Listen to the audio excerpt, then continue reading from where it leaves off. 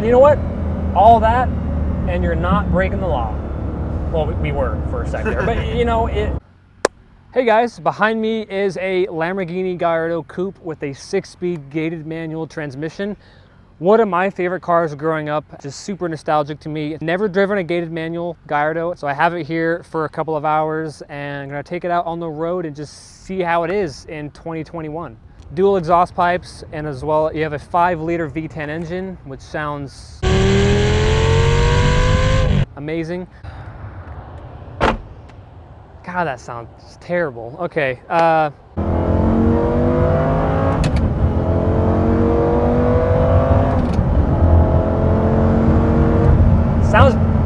It sounds really good. 5-liter V10 engine, naturally aspirated, of course. 500 horsepower. Many people think that the 5.0 Gallardo sounds better than the newer 5.2 LP Gallardos. Growing up, I always had a soft spot for the first gen. Second gen is amazing, you know, looks a bit more updated, more powerful. It's definitely better to drive overall, but there's something about the first gen Gallardo that I always loved, especially the coupes. What surprised me about this so much too is the clutch is super light. Downshifting is pretty easy. Pedals aren't too close together, which is nice. And the fact this is a manual, I was like, I have to take this thing out. I've never driven a manual Gallardo, nor alone a first gen Gallardo. So handling is pretty good. It's, again, this car is, what is this car, 16 years old? I mean, it's gonna feel a bit dated. And it does, but not that dated.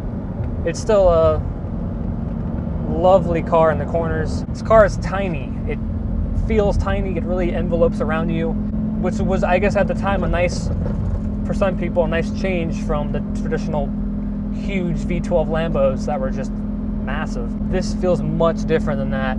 This came out as the baby Lambo, the entry-level Lamborghini back in the day, and they sold over 10,000 Gallardos over the years and became their best-selling car of all time.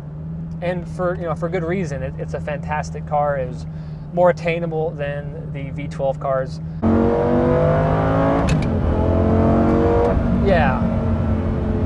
And you know what? All that, and you're not breaking the law. Well, we were for a second there, but you know, I think 0 to 60 is like 4 seconds in this thing. Top speed 195.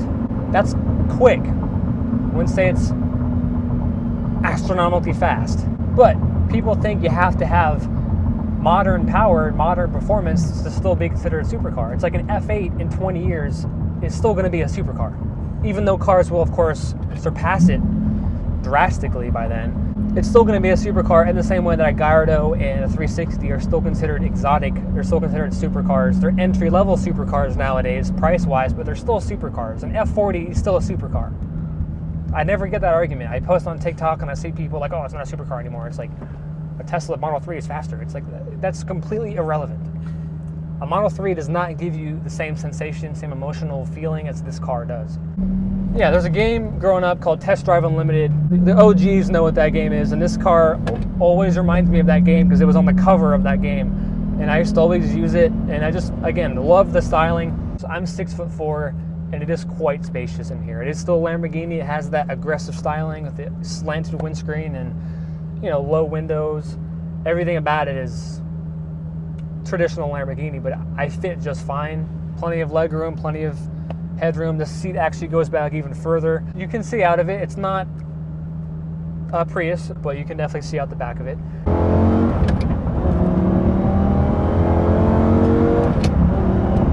It's a very aggressive sound, and as I said, it just gets better and better the higher up you go in the rev range. 500 horsepower is not that much by today's standards, of course. The car is up to 800 horsepower stock from the factory now. It's just pretty crazy. 500 horsepower is just enough. It's exactly the amount of power that you need to have a great time. It's got just the perfect amount of power to use on the street. You can really wind it out. This thing revs to 8,000 RPM, about 8,500 RPM, and it just sounds incredible.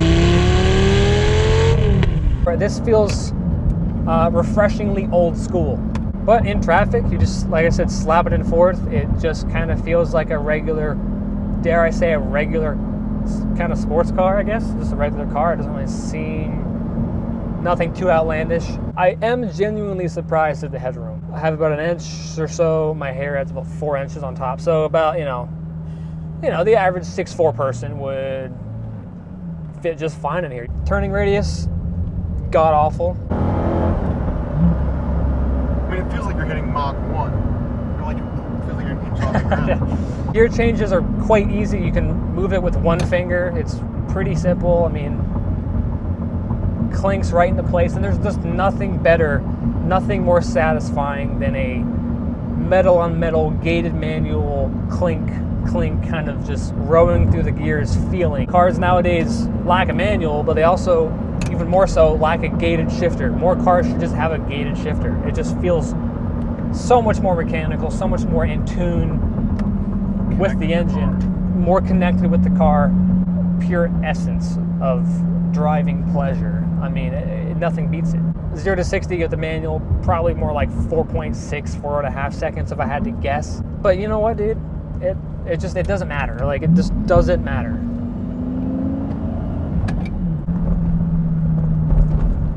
Yeah, not the best road for this.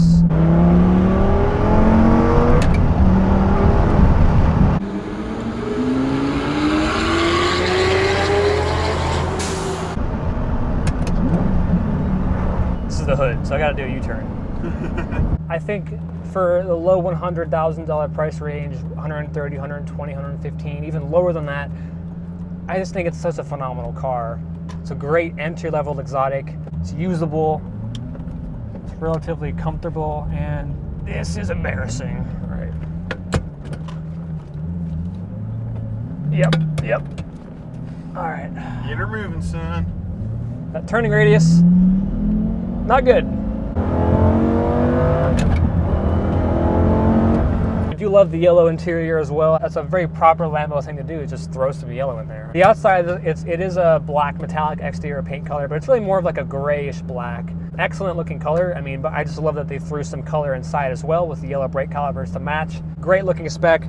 There is a bit of storage space in the back. It just has more emotion than a lot of modern cars. Amazing, but they just aren't what they used to be. It's a very recycled kind of feel to it. They all feel kind of the same now. You're not gonna get anything that feels quite like this anymore. I've always loved this car. It's a very nostalgic car. Growing up, again, I had posters of it in my room. I still have a model car of I have a 1/18 scale die-cast first gen Gallardo Spider. It's silver. I love this thing. I would have this over the equivalent 360. This car is 16 years old, and it just has a nice rawness to it that modern cars just don't have. And yeah, and again, parking, it's easy. It's easy to maneuver around town. Still turns heads. Thank you guys so much for watching. If you liked the video, give it a thumbs up. Subscribe to my channel down below, and I will see you guys in the next one. Because it's all-wheel drive, you can drive this thing in the rain. You can drive this thing in the rain.